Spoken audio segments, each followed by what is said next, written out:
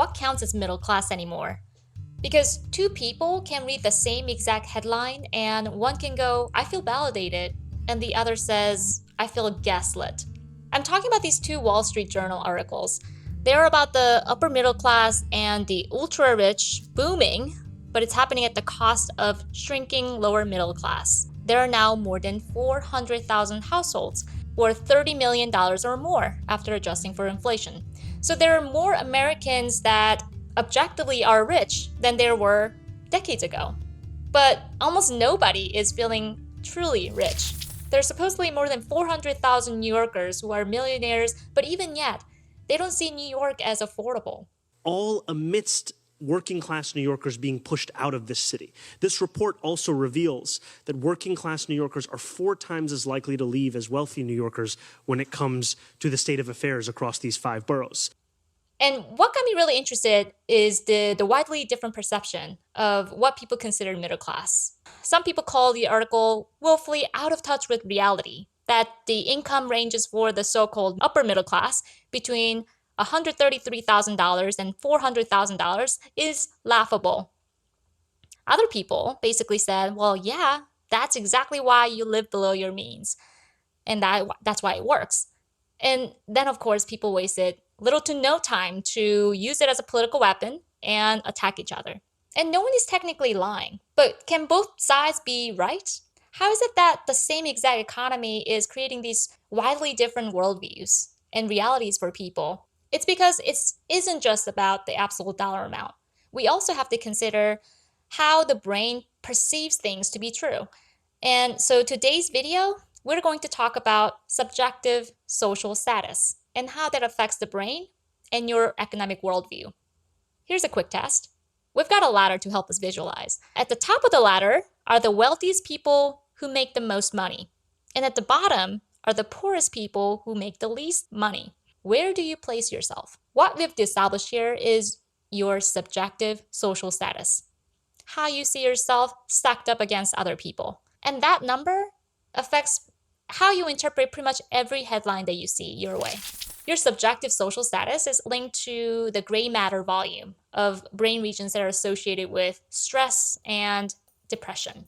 If this is your first time seeing me speaking, welcome. My name is Misjudging, and I'm a neuroscientist with a PhD. I read a lot of peer-reviewed scientific journal articles and other reputable sources, so you don't have to. For each of my video, I do deep research on really important societal issues like money, cognition, decision-making, and all of that. And it takes a lot of energy to do all this work. And I get energy from lots of caffeine. I drink a lot of coffee, sugar, and external validation like your like and subscription. If you haven't already, please like and subscribe to my channel. It really helps me spread the word, and I hope you enjoy it. Now, obviously, the absolute dollar amount and how far it stretches out depends on what part of the country that you live in. Two people can look at the same income level and say, one says, this is nothing. And other person might say, this is life-changing. And it's all subjective. And there is visible disparity in the median income across the country. The median household wealth for white New Yorkers in this city is $276,000. For black New Yorkers, it's $18,000. The disparities that we're seeing within this city. And even the way the economists define what is considered upper middle class isn't perfect. In the original article, they used multiples of the federal poverty guideline, which is something it's established based on some assumptions back in the 1960s. Families earning between 5 times and 15 times the poverty line were categorized as the upper middle class.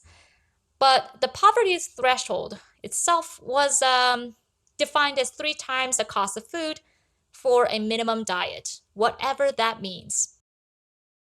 What we used to think of as a cheap meal, like meals at McDonald's. All right, the moment of truth. That is so good. That's a big bite for a big arch. Well, people are now feeling priced out of that. Even the CEO knows about their premium products. With having something like the Big Arch, which is on the premium side of the menu, and then also having a lot of great affordable options on the lower end. What even is status? Well, it shows up pretty subtly in our society, but it's visible. Like, airlines like to put us in tiers. The first class people on the red carpet, and the rest literally 2 feet away to board a plane in a separate line. People who are privileged not to even think about the price of a gallon of a milk. They save time and energy by paying extra. What we can't pay in dollars, we pay in minutes. There are these small cues that teach us money speaks power, money speaks influence, and social rank. It influences who gets listened to, who gets second chances in life. Bad decision after bad decision that might have taken people out forever without a comeback. And studies show that your perceived status, like how high or low you feel you are, can be a good predictor of your cardiovascular health, your bladder health, your daily lifestyle habits like smoking, and even how long you sleep. That's kind of creepy, actually. According to this 2025 Nature Human Behavior study, having money yourself is more important than living in a wealthy neighborhood. And being educated yourself matters more than living in a highly educated community. So, what's interesting to me is that money seems to influence your day to day life satisfaction score more strongly than education. But education is actually more important for good health. So, contrary to popular belief, money can buy happiness, but it doesn't automatically buy good health without learning yourself first. So, keep learning. And another piece of this is that people are inherently bad at judging others. We're not great at reading other people's emotions, and this is especially true for people who see themselves as high status than others. We also misjudge other people's character, and the fake it till you make it culture makes it even more challenging to know who's actually wealthy and who's just projecting their image. So, if you scale that up to society, we're even bad at judging inequality itself. In one study, researchers found that people couldn't accurately estimate how unequal the world is. Real quick, what do you think our world is among these options? People are heavily biased by their own financial situation. People who feel worse off tend to perceive the world to be more lopsided and more unequal than people who feel better off. Well, I think of the glass ceiling effect a lot, which is typically used in the corporate world. It's the invisible and systemic barriers that keep women and other minority groups from reaching top leadership positions. But I think it's also relevant to the way people develop a kind of a internal image about this binary world that we have, one for the rich and the other for the poor. And this isn't to minimize the suffering and the real experience people who feel like the world is against them.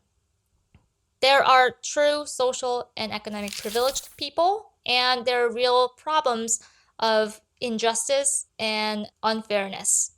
But the problem in modern life that makes it so much worse is that the barrier to FOMO, the feeling of missing out, is much lower in the age of social media.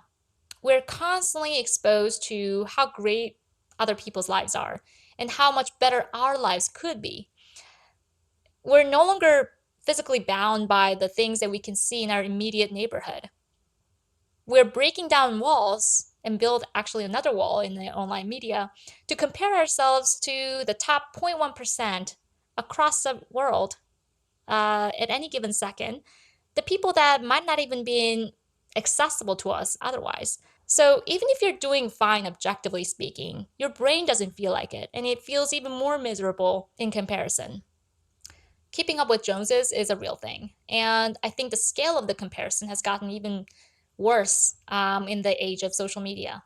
And we have to remember that how we see ourselves has a massive impact on our brain health and the health of our body. Of course, there are a lot more objective measures that we can do to talk about the socioeconomic status, like the education level, your assets, your income. And we know more and more studies are coming out to say that yes, your income definitely affects your health, both brain, mind, and body. And your experience with lack of money as a child can influence your physical and mental health for life. And I talked about this at length in another video. And I might make another one depending on the interest level about how the socioeconomic status of the greater community, the neighborhood that you live in, can actually impact early brain development during the first few years of life. But today, what I want to talk about is how you perceive your social status to be, your subjective perception of where you stand in the social ranking system. I think this New York Times column by David French sums it up well. We can't have what we can't afford. We can't have what we used to afford.